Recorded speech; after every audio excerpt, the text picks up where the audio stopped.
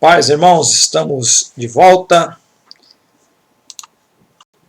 Falar sobre o etnocentrismo do protestantismo europeu e americano. Vamos falar sobre o choque cultural na pregação do evangelho americanizado, quando eles vieram aqui para o Brasil. Aquelas missões que foram aqueles irmãos que foram avivados nas 13 colônias, depois tornou Estados Unidos, se criou depois aquela sociedade missionária e eles começaram a enviar missionários para outros países e vieram para o Brasil também. Então, no Brasil, as igrejas fundamentalistas, presbiterianas e batistas seguiram as mesmas diretrizes de suas igrejas co-irmãs norte-americanas, difundindo uma religiosidade muito distante da realidade cultural brasileira, segundo os sociólogos. Então, o problema do etnocentrismo, etno está relacionado com a raça, né? Então, é você centralizar as coisas na sua raça. E a gente aprende, talvez por falta de conhecimento da época, quando a gente vai fazer missões, nós temos que entender que eu vou fazer missão no país de outra pessoa, que tem outros costumes, tem outra língua, tem outra visão de mundo. Então, para eu poder evangelizar esse povo, eu tenho que me tornar um deles. Eu tenho que me aculturar exatamente daquela cultura da nação para onde eu estou indo, né? Então, o problema dos missionários americanos que vieram para o Brasil é que eles vieram para o Brasil, mas continuaram sendo americanos e o evangelho que eles pregavam era o evangelho nos moldes dos americanos. Então tem aqui uma citação, que os missionários eram frutos do avivamento fundamentalista norte-americano e traziam no bojo do seu discurso uma visão anticatólica, afirmando ser o catolicismo romano uma deturpação do cristianismo ou até mesmo o paganismo. Dentro desse imaginário missionário, dicas de passagem, quase todos o possuíam. Fazia-se necessário desconverter os brasileiros cultural e religiosamente, introjetar-lhes uma nova cultura protestante burguesa, branca, anglo-saxã. Então nós vemos, principalmente, se a gente for levar em consideração os negros, então, os negros que tinham sido tirados da terra deles, quando se tornaram cristãos, foram batizados, foram queimados com ferro, para mostrar que tinham sido batizados. Imagina como é que fica o coração de um homem desse. Fala assim, eu me tornei cristão, a primeira coisa que me fizeram foi me queimar com ferro quente, e agora chegam os americanos, dizendo que aquilo tudo que fizeram com ele estava errado, só que eles vêm com uma outra, um evangelho trazendo acusação para cima do catolicismo, né, que tinha que descatolicizar aqueles que foram catolicizados, né, e mostrar os pontos conflitantes da doutrina católica com a Bíblia. Só que, ao invés de eles se afirmarem no evangelho em si, eles procuraram, além disso, trazer um evangelho americanizado, né, burguês, branco, anglo-saxão, né? Eles deveriam ter se tornado, né, brasileiros, ou se abrasileirado, e tornar-se um brasileiro, ver como é que o brasileiro pensava, ver essa questão histórica do Brasil, dos índios, dos negros, o que eles passaram, e trazer um evangelho, não adaptar o evangelho à necessidade, mas eu, uma vez de posse do conhecimento histórico, a minha abordagem vai ser diferente, né? O evangelho é o mesmo, o evangelho não pode mudar. Então, a partir desses e outros textos relativos à questão da relação do protestantismo e missão, e posteriormente, de forma parcial, com os pentecostais e neopentecostais, com a cultura brasileira, podemos afirmar, sem entrar em mérito do dogmatismo teológico ou análise sociológica, apenas destacando o parecer, que sua teologia em relação à cultura brasileira foi etnocêntrica em vários pontos. Primeiro, essa teologia americana e europeia ela era anticatólica. Como os protestantes encontraram matrizes brasileiras indígenas e afro já culturadas por católicos, seu trabalho constitui, entre outros, de descatolizar as etnias e pregar sua fé aos próprios católicos, pois na visão dos missionários, esses também são pagãos. Outra visão, ela é etnológica porque ela também é escatológica. A ideia literal de que o protestante não é deste mundo, tem contribuído para uma não ou pouca inserção e diálogo entre os negros e índios. Ao se converterem, os protestantes passaram a ser vistos como pessoas estranhas no seu meio social. É claro que nós não somos deste mundo, só que também nós não somos ETs. Nós temos que interagir com os nossos semelhantes. Olha, o melhor exemplo para nós de evangelismo é Jesus. Jesus era chamado de amigo de prostitutas e de publicanos. Jesus era chamado de comilão e beberrão, amigo de prostitutas e pecadores, né? Então Jesus ele se misturava. Jesus se misturava com os necessitados, mas Jesus não se misturava nas coisas erradas que eles faziam. Jesus tinha uma palavra de atração tão grande que as pessoas, por mais pecadoras que fossem, quando estavam na presença dele, as pessoas não eram pecadoras, as pessoas eram uma esponja seca, carente de Deus. Então, Jesus desarmava essas pessoas. Então, quando Jesus falava com a pessoa, Jesus não olhava o que ela fazia, mas Jesus olhava a alma que estava dentro daquela pessoa. E o Evangelho, quando a gente prega Evangelho, a gente tem que aprender com Jesus. Jesus nunca olhou para a pessoa. Jesus olhava para a alma. Jesus olhava para a necessidade daquela alma. Então, muitas vezes nós causamos a barreira, ou criamos a barreira, porque nós olhamos a aparência e não conseguimos enxergar a essência, o que está dentro. Então, quando eu digo a igreja não é deste mundo, não pode se misturar. Não, nós somos deste mundo. Eu não posso me misturar com as coisas erradas que fazem. Mas onde estivermos, nós temos que ser sal. Porque sal só é sal quando ele está fora do saleiro. Dentro do saleiro, então se eu me lacro, se eu fico dentro de uma bolha, minha bolha é hermética, né? Não faço parte do mundo, não sou deste mundo, então é como óleo na água, né? Não misturo com ninguém. Então você não vai pregar o evangelho para ninguém. Então, onde nós estivermos, nós temos que fazer a diferença.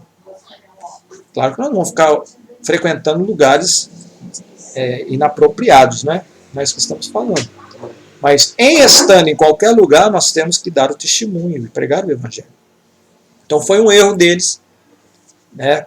Essa coisa escatológica, nós não fazemos parte deste mundo, nós vamos ser arrebatados a qualquer momento, ou nós vamos morar no céu, e nós não temos parte nenhuma com esse povo aqui. Já estou salvo, graças a Deus, os outros que se explodam, né?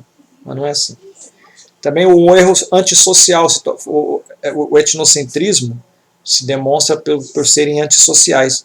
O viver neste mundo e não ser deste mundo tem gerado um distanciamento entre protestantes e as pessoas de outros credos, ou seja, o protestante tem preconceito de ser social. Ser convertido é ser afastado do mundo. Então, tem tudo a ver com o que nós já falamos em cima, né? A sequência que falamos em cima. Então, não é porque eu sou um evangélico, eu sou um crente, eu sou um salvo, eu não posso me relacionar com outros. Não, eu tenho que ter meu contato social. Etnocentrismo porque também era visionária, defensora de um mundo maniqueísta. Maniqueísta, que nós já falamos, aquela visão de duas forças conflitantes, bem e mal, né? Como o trabalho missionário espiritual voltado para Deus e não ao mundo, a postura protestante foi a de não envolvimento com as questões políticas e sociais de negros e índios e outros grupos. Tipo, essa coisa do índio não tem nada a ver conosco. Essa coisa dos negros também não tem nada a ver conosco. Não, nós temos que envolver em todas essas questões. Né? Nós temos que conhecer a história dos índios, nós temos que conhecer a história dos negros, o que eles passaram para chegar até onde chegamos. Por que existem as comunidades hoje? Qual o motivo do surgimento das comunidades? Não foi exatamente depois da libertação dos escravos, que os escravos não foram libertos, eles foram liberados. Simplesmente os patrões, os senhores, eles abriram as portas, eles saíram e vão fazer o quê? Muitos escravos não saíram de casa, continuaram sendo escravos, não eram escravos mais, né? Mas continuaram morando, alguns deles, né, moravam com seus senhores. Outros foram morar onde podiam. Onde é que podiam morar? Nos morros próximos à cidade.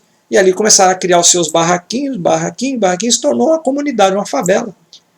Né? A primeira favela do Rio de Janeiro, inclusive, foi ali a Morro da Providência, né? Historicamente, ali por trás da Central do Brasil. Mas, enfim. Então tem que ser visionária também. Né? Você tem que. Nós temos que nos envolver nas questões políticas. Eu, particularmente, não acho, como pastor, não acho que eu devo me meter em política, mas eu acho que um cristão evangélico, convertido, temente ao Senhor, deve sim, se tiver essa vocação política, deve ir sim. Graças a Deus, infelizmente nós estamos mal representados de um lado, lá no Congresso. Mas graças a Deus, menos mal, temos ali alguns procuram fazer mais ou menos o certo, né? Alguns poucos, mas temos. E graças a esses e a influência desses em outros, muitas leis contrárias às questões até da nossa liberdade não foram votadas, a questão do aborto, né? Enfim. Se tornou etnocentrista também porque era exclusivista. Então, na defesa da verdade, por serem herdeiros do fundamentalismo norte-americano, os protestantes brasileiros não souberam lidar com a relação entre seus 5 pontos de fé, suas verdades e a realidade cultural brasileira, impedindo um diálogo sadio com a mesma. Pré-milenista. A defesa do pré-milenismo cooperou para um recuo da ideia social brasileira de progresso, provocando um progressivo distanciamento entre a igreja e o mundo, compatibilizando-a com os projetos de melhora social. O que significa isso? Aquela visão escatológica pré-milenista, né, que a Assembleia de Deus defende, né, que a igreja vai ser arrebatada antes do milênio. Nós somos pré-tribulacionistas também, queremos que a igreja vai ser arrebatada antes da grande tribulação. Então, uma vez que você acredita que o mal está indo de mal a pior, para que você vai se envolver nas questões sociais? Né?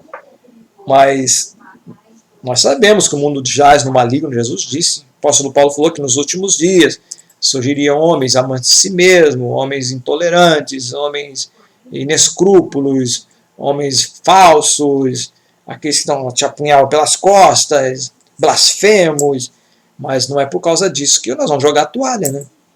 Então nós temos que manter a nossa integridade cristã e continuar pregando, crendo num dia de amanhã melhor, crendo no milagre, crendo numa transformação, porque se eu jogo a toalha, Deus vai acabar com tudo mesmo, que se lasque. Então, esse foi um erro deles também, não devemos fazer assim. Embora sejamos pré-milenistas. Então, este etnocentrismo, centrado na legitimidade da pregação da palavra e na ordem dada por Jesus para a conversão das almas, com base no ide ao todo mundo, tem se distanciado da realidade cultural, das matrizes de nossa brasilidade. uma vez que os missionários, por exemplo, não souberam interpretar o sistema religioso tanto dos índios. Lembra dos índios? Quanta coisa está envolvida com o índio? O índio não é só o índio. O índio tem uma fé, o índio tem uma crença, o índio tem uma mística, ele tem um sagrado, ele tem o profano, o índio tem a sua religiosidade, tem os seus fenômenos que acontecem lá entre eles, tem aquilo que ele, a visão de mundo que ele tem, né? Então, temos que conhecer, né, tanto os índios quanto os negros e suas respectivas contribuições culturais para o reino de Deus, além do choque teológico com os católicos.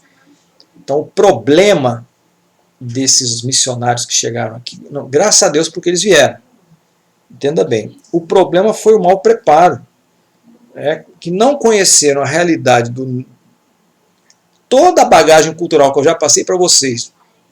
Tem muito mais coisa, eu passei o básico do básico, dos negros e dos africanos, dos negros e dos índios, né?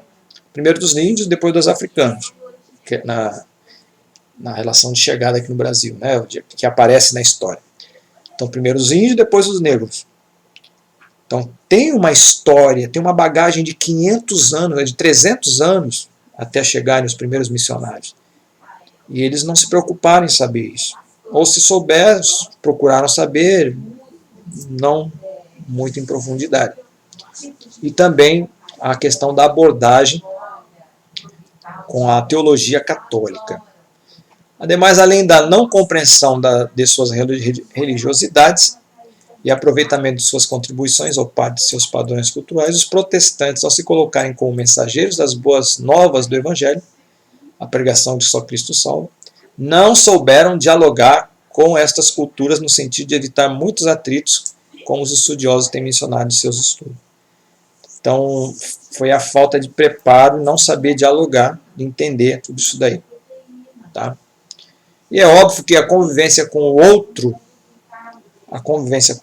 o diferente, pressupõe alguma discordância. Mas nós temos que saber conviver com as diferenças. Isso é o caminho para a paz entre os contrários.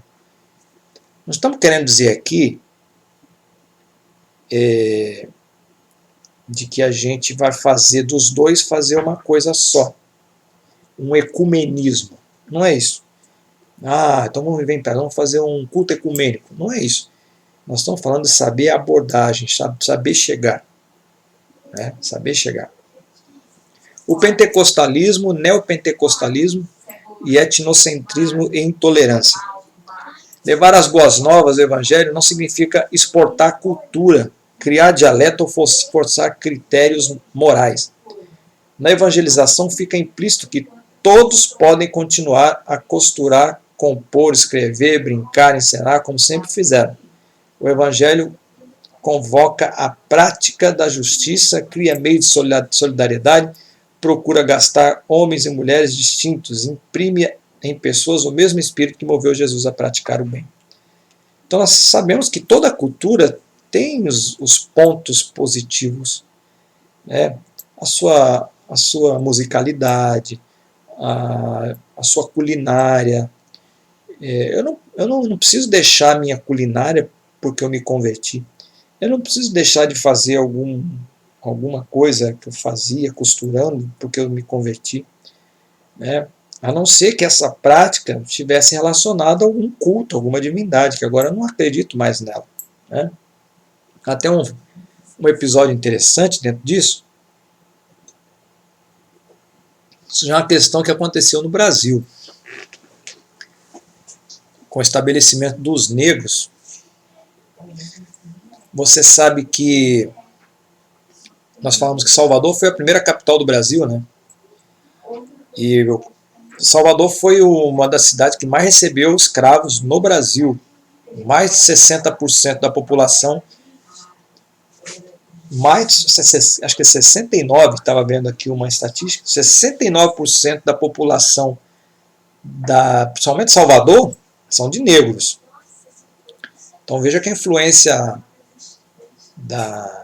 das culturas afrodescendentes são fortes, né? O Umbanda, Quimbanda, Candomblé e outras coisas mais, né? Outros mais. O que aconteceu? Nós sabemos que graças a Deus, o Evangelho também está sendo bem difundido lá. Nós temos muitas igrejas na Bahia, em Salvador principalmente.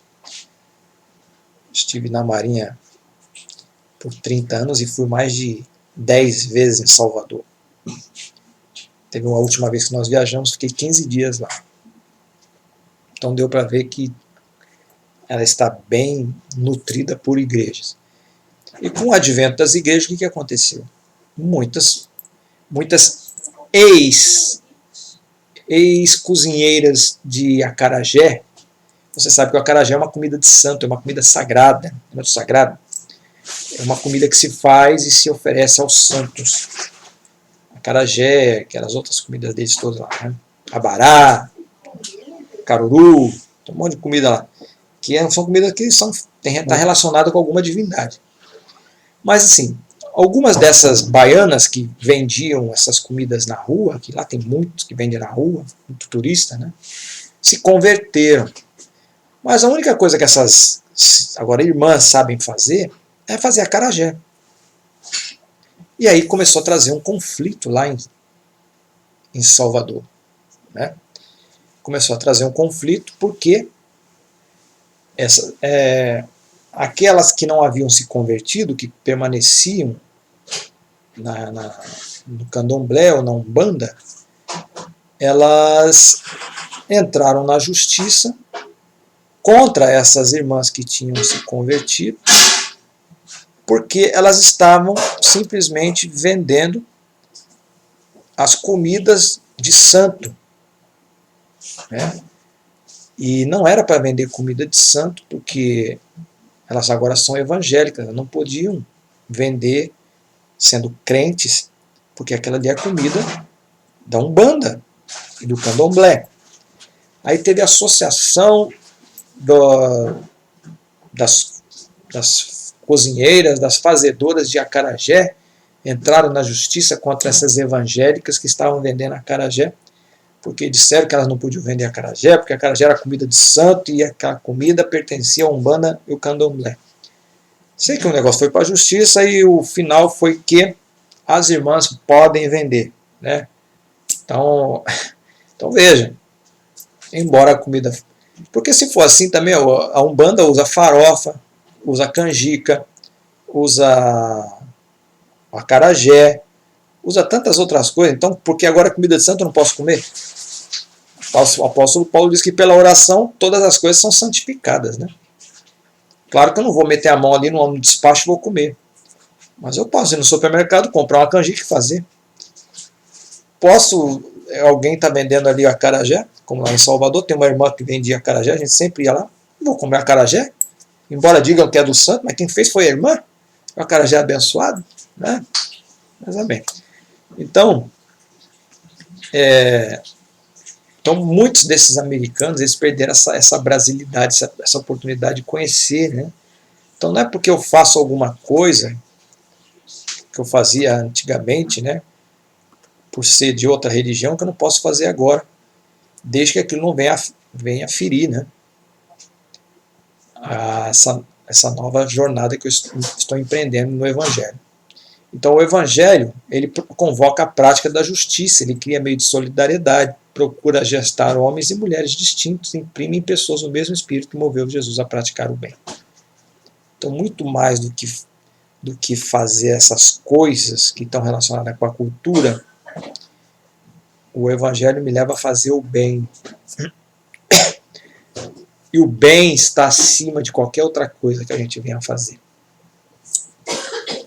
Eu ouvi um testemunho de um missionário que mora aqui numa comunidade no Rio de Janeiro.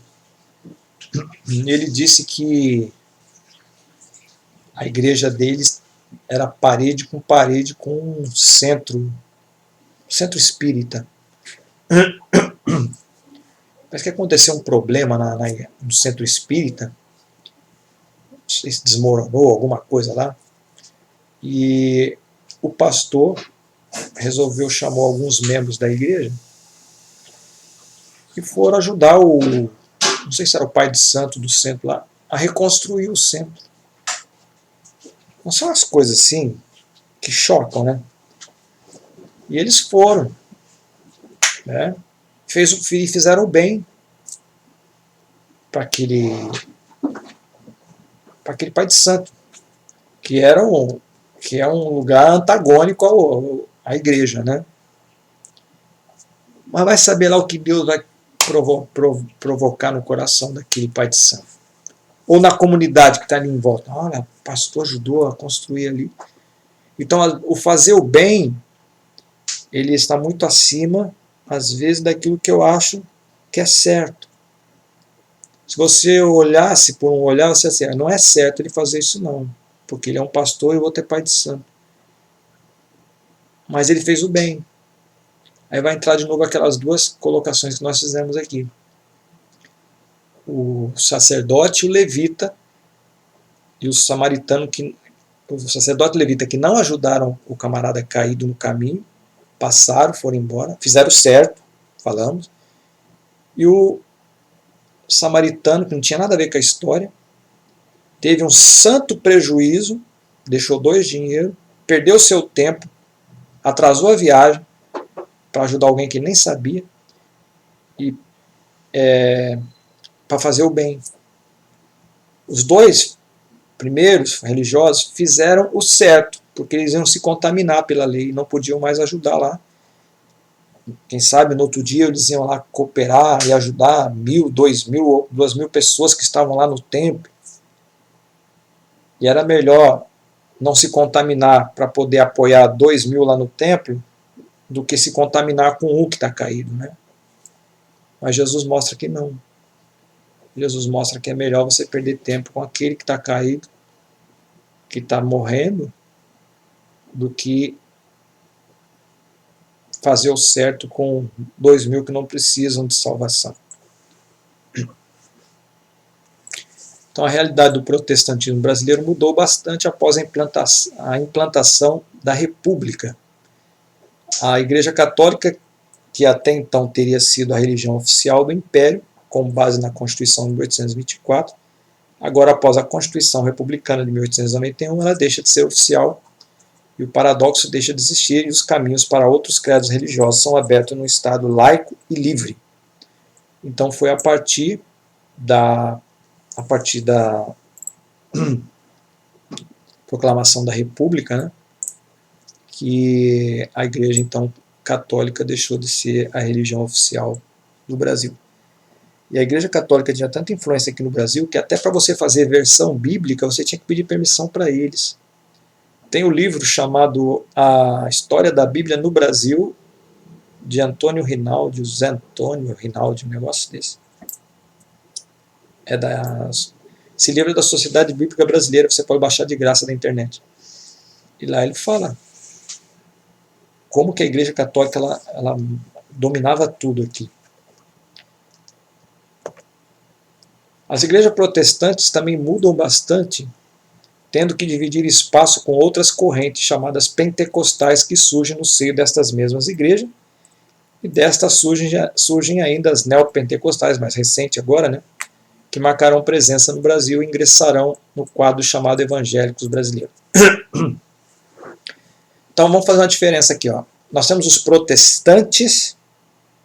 Os protestantes são aqueles que são oriundos das igrejas reformadas.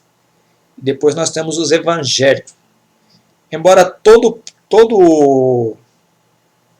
evangélico todo evangélico é protestante, mas nem todo protestante é evangélico, né? Porque o evangélico é o mais recente, é chamado de evangélico.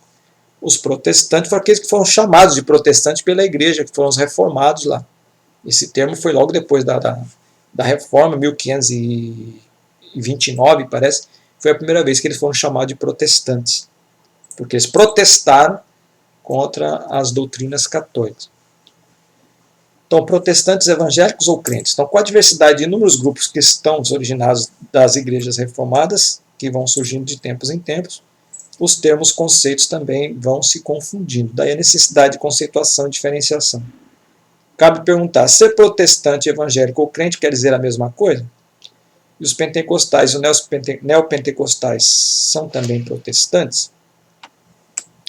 Estes são cristãos e consideram os católicos e os ortodoxos também como cristãos?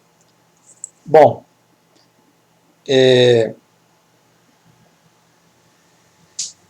Existem várias denominações que se dão, né, para evangélico, protestante. Existe o termo crente, que é um termo, às vezes, até meio pejorativo, né? Alguns, como diz aqui, traz uma carga pejorativa de preconceito, isolamento ou distanciamento que os separam dos outros, individualmente ou em grupo, e até igreja ou denominações que na prática deveriam ser tratadas como co-irmãs. Não existe somente um preconceito entre os cristãos, os evangélicos e os não evangélicos, mas existe também uma diferenciação entre os próprios evangélicos. Às vezes chamam os mais bitolados, né? São os mais liberais. Então, geralmente é normal os pentecostais chamarem os reformados, que são os presbiterianos, os congregacionais, os batistas, os luteranos, chamar de liberais. Liberais porque não têm os mesmos costumes que nós, que somos pentecostais da Assembleia de Deus, né? Já os neopentecostais não tem nada a ver com os pentecostais raiz, que são a Assembleia de Deus e Congregação Cristã do Brasil, né? Então são várias as denominações que nos chamam, né? Então, considerando os cristãos da Reforma Protestante do século XVI, as suas ramificações, ficamos com a definição dada por Mendonça de que podemos considerar protestantes. Então ele diz aqui, ó, aquelas igrejas que se originaram da Reforma, ou que, embora surgida posteriormente, guardam os princípios gerais do movimento, essas igrejas compõem a grande família da Reforma. São luteranas, presbiterianas, metodistas, congregacionais, batistas. Mas os anglicanos e os batistas preferem ser chamados evangélicos, ao invés de protestantes. E como eles guardam os princípios da Reforma, não há necessidade de se criar uma categoria à parte. São integrantes do protestantismo chamado tradicional histórico, tanto do ponto de vista teológico como eclesiológico. Então, as igrejas surgidas como divisões desses 5 ramos provenientes da Reforma ditas acima são chamadas de sub-ramos. Nestes sub-ramos protestantes estão cada vez mais se subdividindo e, por conseguinte, trazendo cada vez mais confusão à sociedade, de modo que a maioria dos crentes ou membros dessa igreja possa no mesmo saco estar. O problema dessas subdivisões é que, às vezes, nós temos uma igreja histórica, uma igreja tradicional, igreja presbiteriana, por exemplo. Hoje a igreja presbiteriana do Brasil, que é a igreja tradicional, né, a oficial. Hoje nós temos a igreja presbiteriana independente, tem igreja presbiteriana dos Anzóis, a igreja presbiteriana Filadélfia, já são subdivisões. O problema é que presbiteriana renovada, né, quem diria, presbiteriana que muitos dos reformados eles são cessacionistas, eles acreditam que os carismas, né, os dons do Espírito Santo, lá de 1 Coríntios capítulo 12, foram restritas para aquela época. Então já tem um segmento da presbiteriana que já buscam os dons do Espírito Santo, né?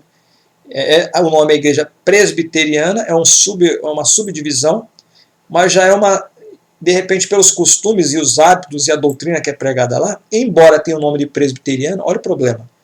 Ela é pentecostal ou pode ser neopentecostal, embora com o nome presbiteriano. Isso causa confusão, né?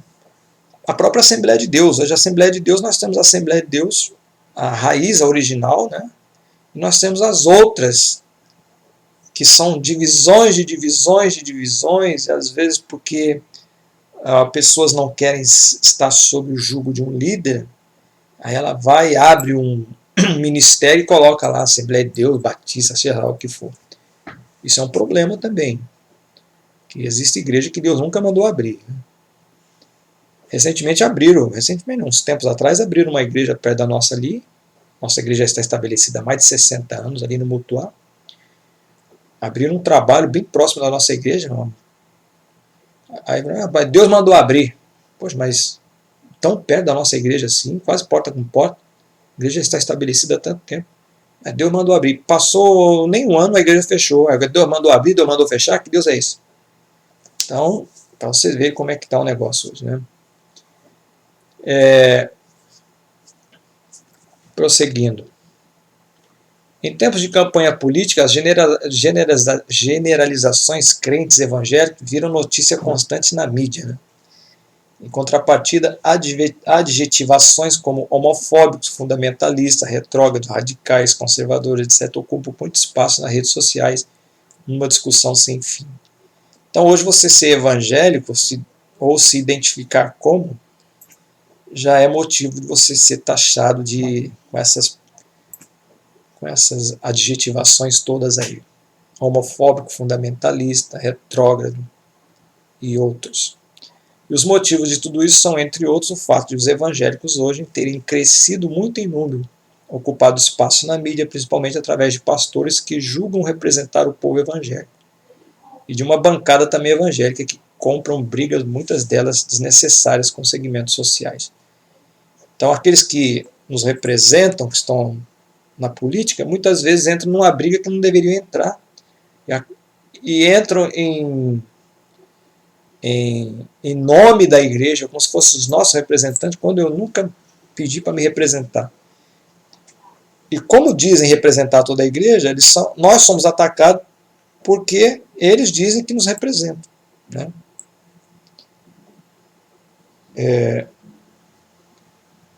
E existe também aquela questão de igrejas hoje estarem também entrando na questão socialista comunista, né?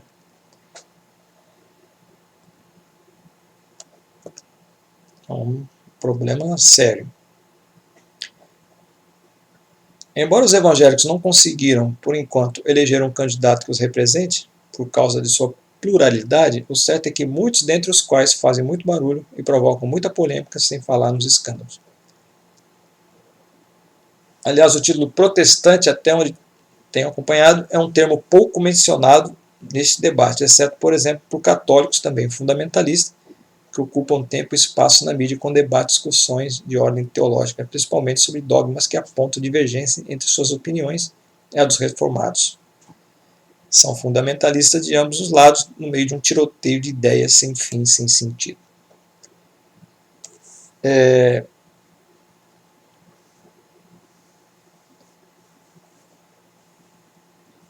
Vamos ver quem pode falar mais aqui de interessante.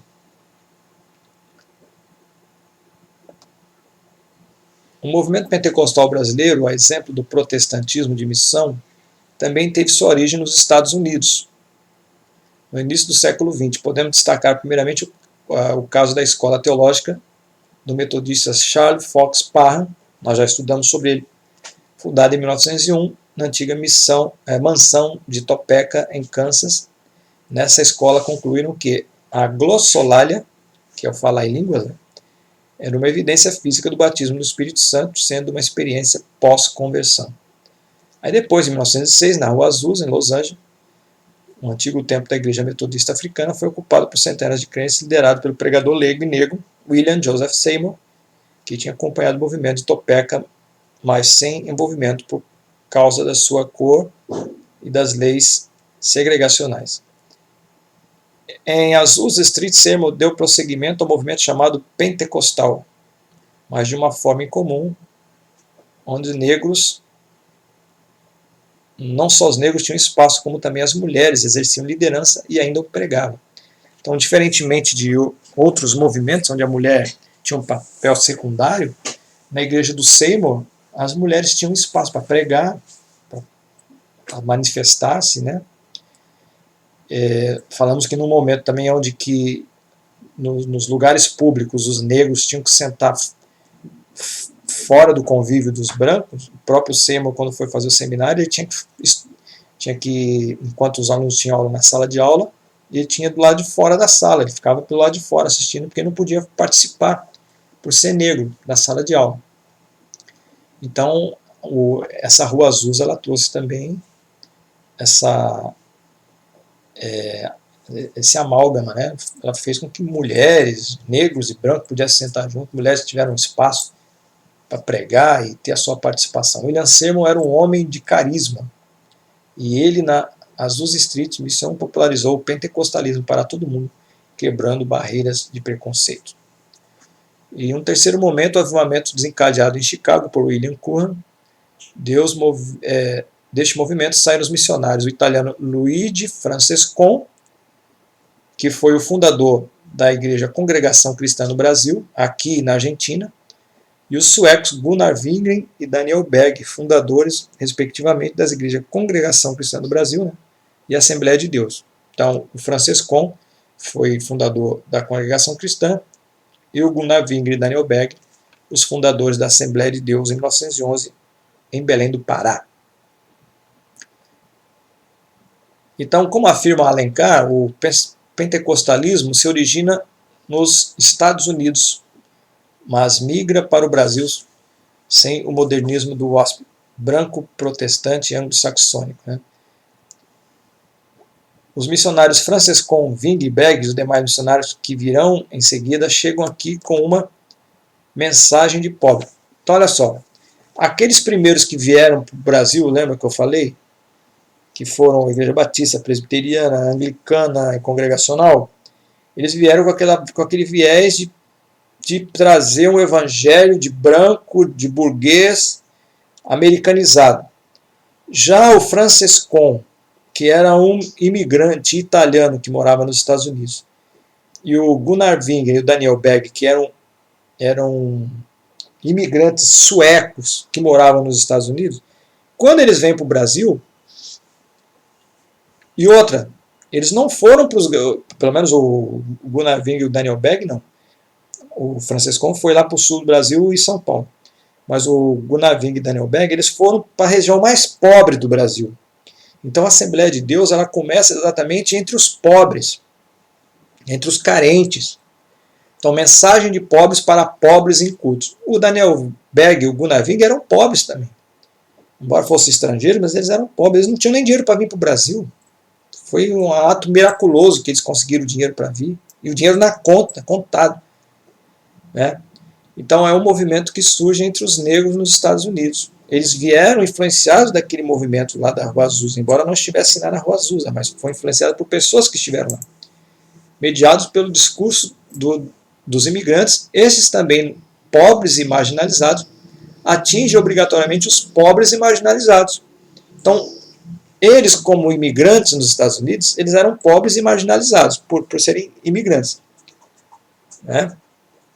Porque a Itália na época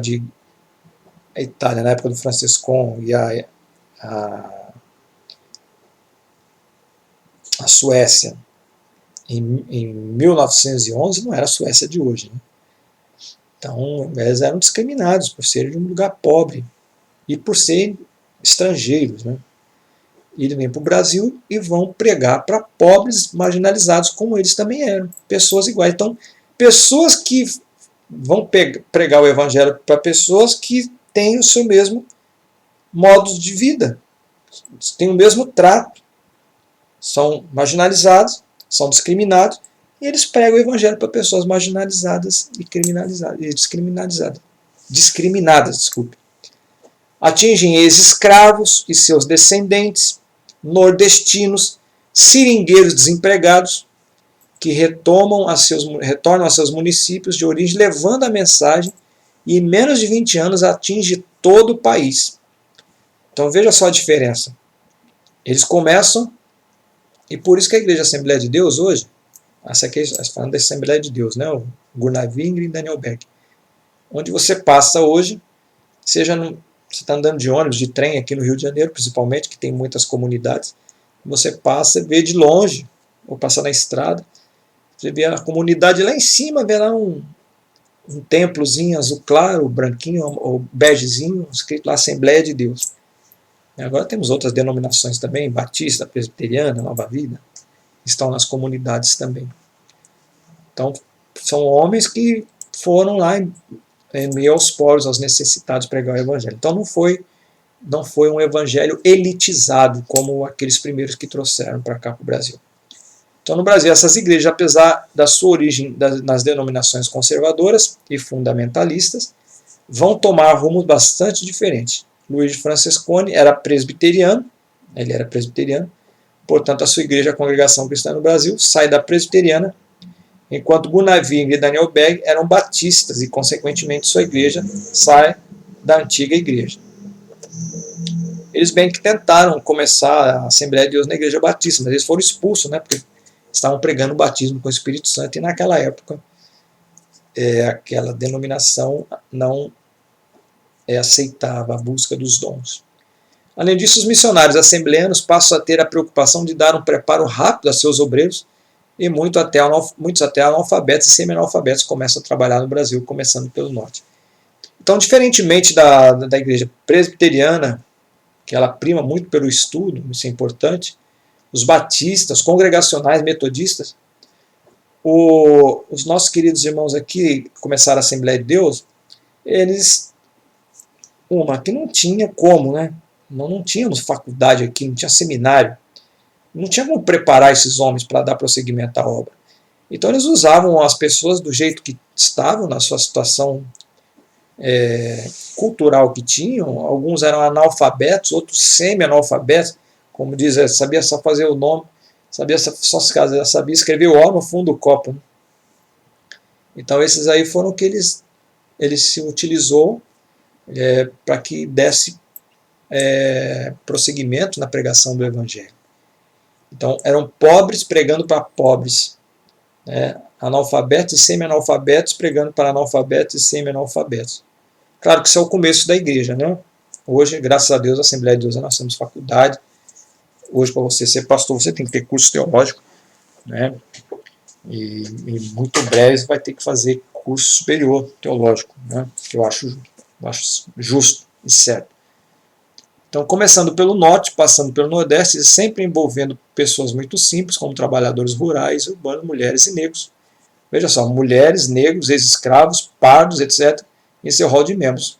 E obreiros cuidando da doutrina e também dos dons.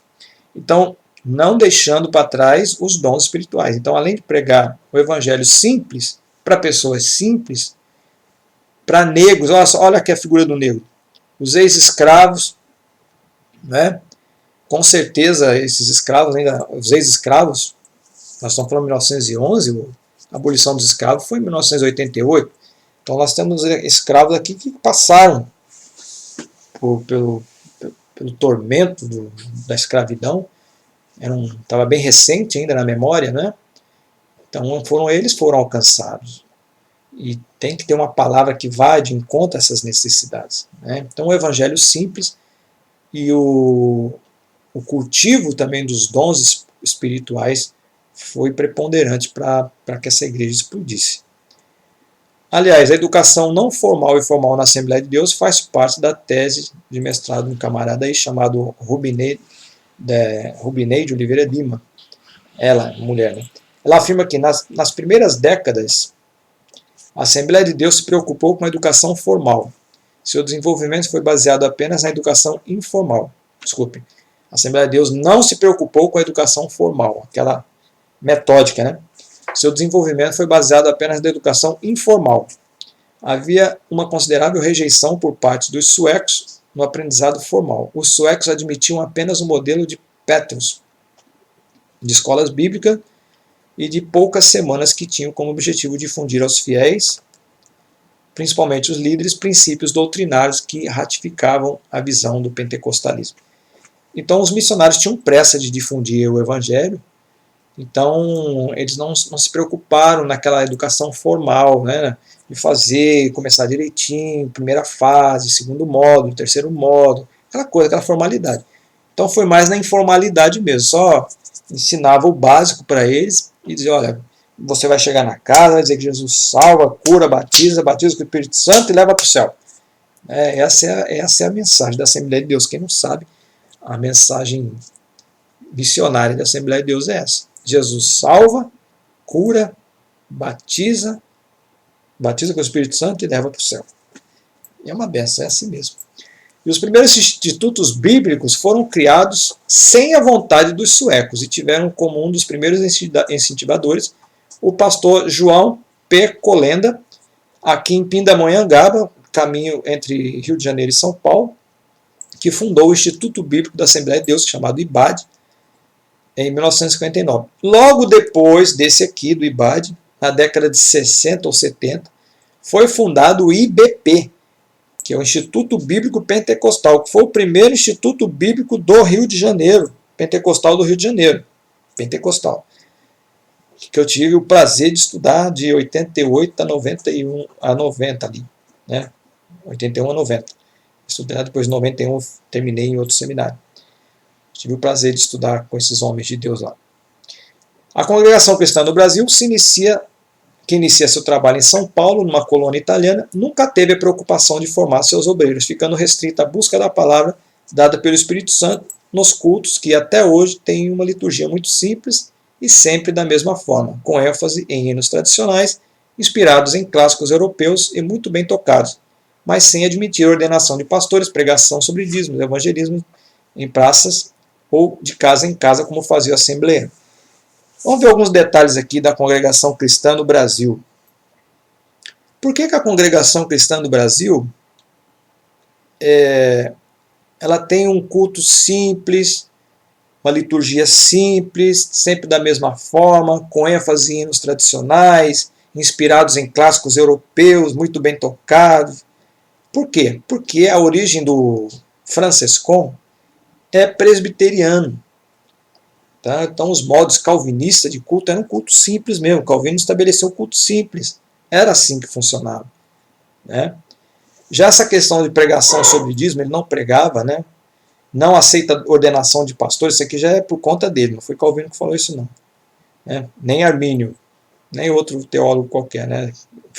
Fiel aí, desse que a gente conhece. Isso aqui já foi coisa da cabeça dele. Porque lá na Igreja Congregação Cristã do Brasil, eles têm o ancião que toma conta da igreja. Eu participei um ano da Igreja Congregação Cristã, quando eu comecei no Evangelho. Eu achava que era tudo igual a Igreja Evangélica. Comecei lá, fui levado por uma tia, mas depois fui para a Assembleia de Deus, depois de um ano, vi que tinha algumas coisas lá que não batiam. Né? Mas enfim, não chega a ser uma seita a Congregação Cristã no Brasil, no sentido de que a seita herética, né? Ela deixa a desejar algumas coisas. Por exemplo, não aceita pastores, né? Ordenação de pastores. Eles não pregam o Evangelho. Por que não pregam o Evangelho? Porque o Francescon era de origem calvinista. E os calvinistas creem na predestinação. Então, para que eu vou pregar o Evangelho? Se Deus já sabe quem vai ser salvo, né? São os predestinados. Então, para que vai pregar o Evangelho? Então, por isso que a Congregação Cristã, eles não pregam o Evangelho. E o culto deles é na tipo da revelação. Eu me lembro quando eu ia nos cultos lá, alguém se levanta e fala algumas coisas que está sentindo pelo Espírito Santo. Tudo na base da subjetividade, né? Que foi o Espírito que deu. E o que foi falado ali é a palavra de Deus, né? Seja quem for. Mas enfim. O evangelismo não faz o evangelismo em praças ou de casa em casa, como os assembleanos faziam. Tá? Como da Igreja Congregação Cristã do Brasil, não sabemos quase nada, mas uma vez que seus membros não se confrontam com a sociedade, por serem mais calvinistas do que o próprio Calvino, ou seja, por acreditarem que os chamados à graça virão para a sua igreja, mesmo sem a evangelização, ficaremos com o principal exemplo do chamado pentecostalismo clássico, isto é, a Igreja Assembleia de Deus. Bom,